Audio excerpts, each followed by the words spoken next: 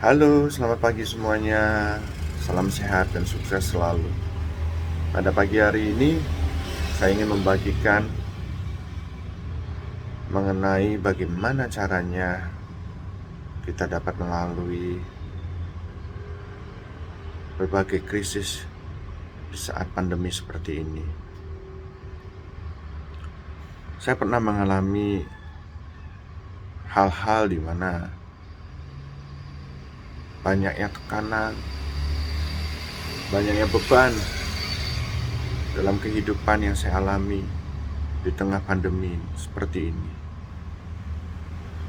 di mana saya harusnya bekerja, tiap-tiap hari harusnya bekerja, harus bekerja di rumah, harus bekerja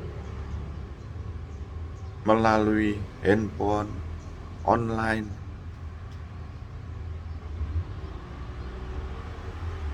Yang itu juga mempengaruhi akan penghasilan yang tiap bulan saya peroleh. Sedangkan pengeluaran-pengeluaran tiap bulan tetap terus berlangsung, tetap terus berjalan.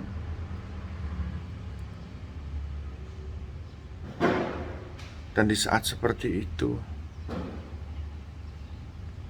saya mendapatkan sebuah kekuatan. Saya mendapatkan kekuatan kembali di saat saya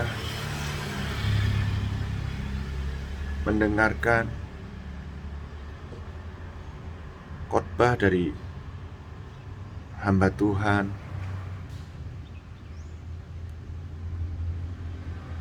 Di situ beliau mengatakan bahwa justru di saat-saat seperti ini, di mana kita banyak sekali mengalami tekanan, di mana kita seolah-olah mengalami padang gurun, di mana kita seolah-olah mengalami berada di dalam badai yang menerpa kehidupan kita. Justru di saat-saat seperti itulah seharusnya kita lebih mendekatkan diri kita kepada Tuhan.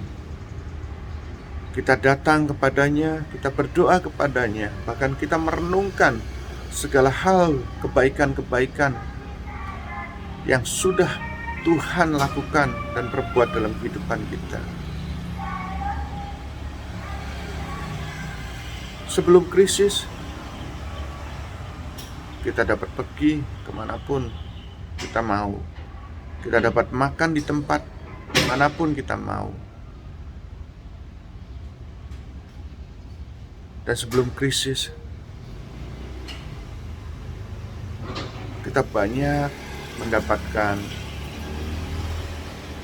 berkat, kita banyak mendapatkan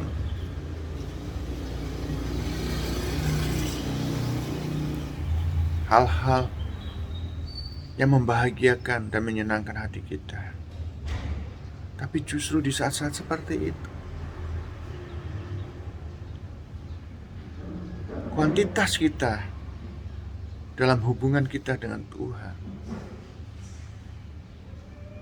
menjadi berkurang.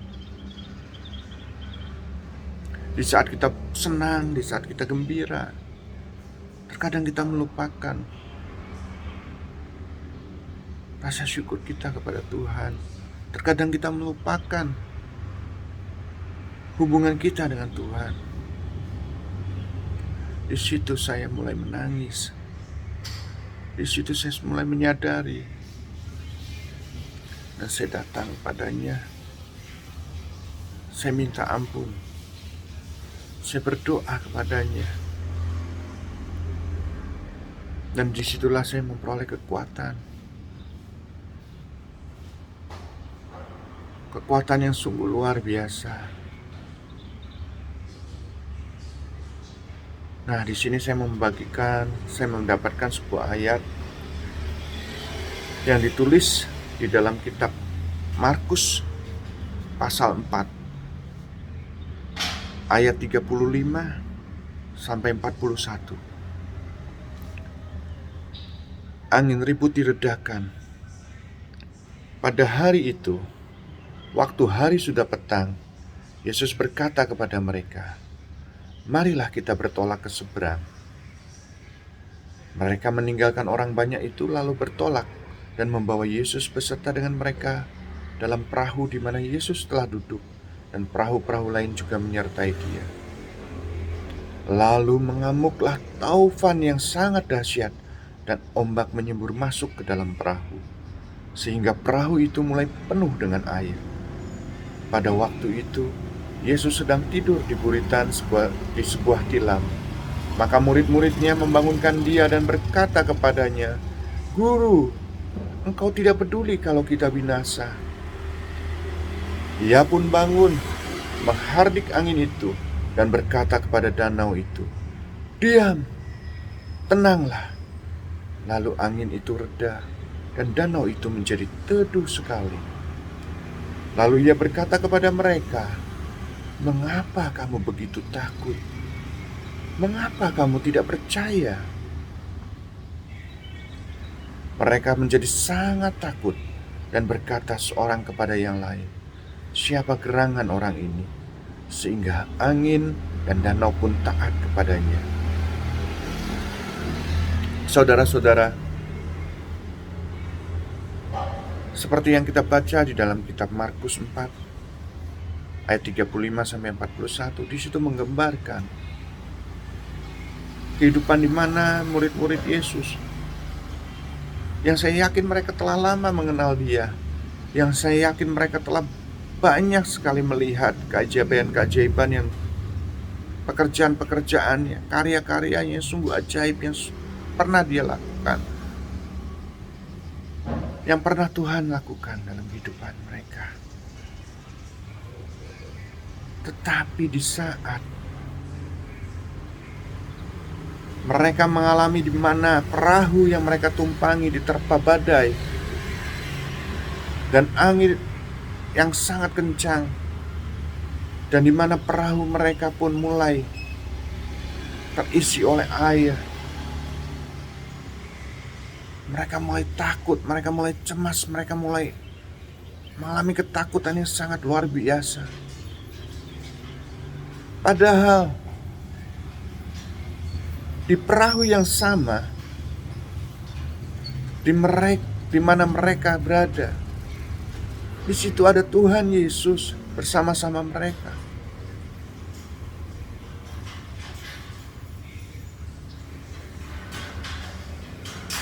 Kita dapat melihat bahwa murid-murid Yesus kemudian membangunkan Yesus dan berkata, "Guru, Engkau tidak peduli kalau kita binasa."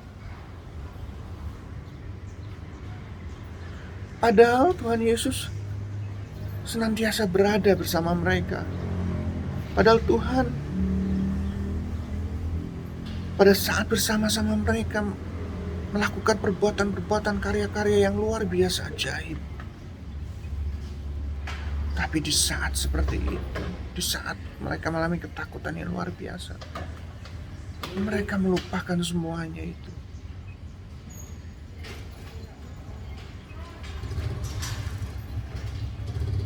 Dan Yesus melakukan dan menunjukkan kuasanya kepada mereka dengan menghardik angin ribut tersebut dan menjadikan angin menjadi tenang, danau menjadi tenang. Kemudian Tuhan Yesus berkata kepada murid-muridnya, "Mengapa kamu begitu takut? Mengapa kamu tidak percaya?" Di sini, di saat saya membaca kitab ini, saya merasakan bahwa itu adalah gambaran saya di saat saya mengalami tekanan dan beban hidup. Saya mulai ragu, saya mulai takut. Padahal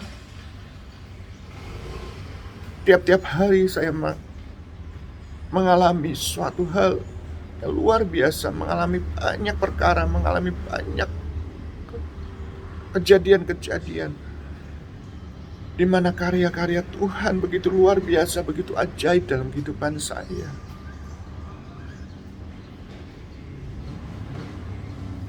Tapi semuanya itu saya lupakan. Nah, saudara-saudara, pada hari ini saya mau mengajak, ayo kita kembali fokus pada Tuhan, Sang pembuat karya yang ajaib. Kita mulai fokus lagi kepada Tuhan. Tuhan yang berkuasa di atas segalanya. Tuhan yang sanggup menolong kita. Tuhan yang sudah melakukan karya-karya yang luar biasa dalam kehidupan kita. Dan terutama jangan lupa kita bersyukur kepadanya. Jangan lupa kita merenungkan segala kebaikan-kebaikannya dalam kehidupan kita. Percayalah, di saat kita mulai datang kepadanya, kita mulai bersyukur atas segala karya-karyanya dalam kehidupan kita, atas segala pekerjaan-pekerjaannya dalam kehidupan kita. Percayalah, Dia Tuhan yang tidak pernah terlambat. Dia Tuhan yang tidak akan pernah membiarkan kita. Dia Tuhan yang selalu tepat waktu, memegang tangan kita, menolong kita. Bahkan Dia Tuhan yang akan menghardik angin taufan. Dia Tuhan yang akan menenangkan danau bergelombang. Dan juga Dia Tuhan yang akan memberikan keselamatan kepada kita. Saudara-saudara, sebelum saya undur diri, saya mau membagikan sebuah kitab, sebuah ayat yang akan menjadi kekuatan bagi kita. Di dalam kitab Yesaya pasal 43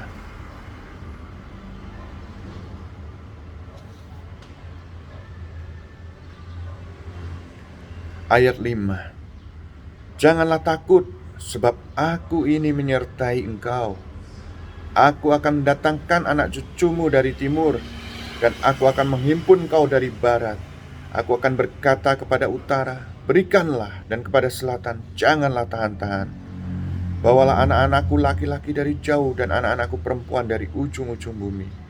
Semua orang yang disebutkan dengan namaku, yang kuciptakan untuk kemuliaanku, yang kubentuk dan yang juga kujadikan. Saudara-saudara, di sini Tuhan mengatakan, janganlah takut, sebab aku ini menyertai engkau. Bahkan sebelum ayat kelima, ayat keempat, Tuhan berkata bahwa oleh karena engkau berharga di mataku dan mulia, dan aku ini mengasihi engkau, maka aku memberikan manusia sebagai gantimu, dan bangsa-bangsa sebagai ganti nyawamu. Di sini Tuhan mengatakan bahwa kita berharga di matanya dan mulia di matanya. Jadi saudara-saudara, betapa bahagianya kita, karena Tuhan sendiri mengatakan bahwa kita sangat berharga di matanya, dan Dia telah berjanji bahwa Dia akan menyertai kita. Dan saya akan mau menambahkan sebuah janji Tuhan dalam kehidupan kita yang terambil dalam kitab Yesaya pasal 43 ayat yang 19. Lihat, aku hendak membuat sesuatu yang baru, yang sekarang sudah tumbuh. Belumkah kamu mengetahuinya? Ya, aku hendak membuat jalan di padang gurun dan sungai-sungai di padang belantara. Binatang hutan akan memuliakan aku, serigala dan burung onta, sebab aku telah membuat air memancar di padang gurun dan sungai-sungai di padang belantara. untuk memberi minum umat pilihanku, umat yang telah kubentuk bagiku, akan memberitakan kemasyuranku. Ini janji Tuhan yang sungguh luar biasa, di mana Dia berkata bahwa aku hendak membuat jalan di padang gurun dan sungai-sungai di padang belantara. Seperti kita tahu, padang gurun semuanya terasa hampir sama semua. Kalau kita orang yang baru, kita akan bingung ke arah mana kita akan berjalan. Nah, di saat itulah Tuhan mengatakan bahwa Tuhan akan membuat jalan di padang gurun.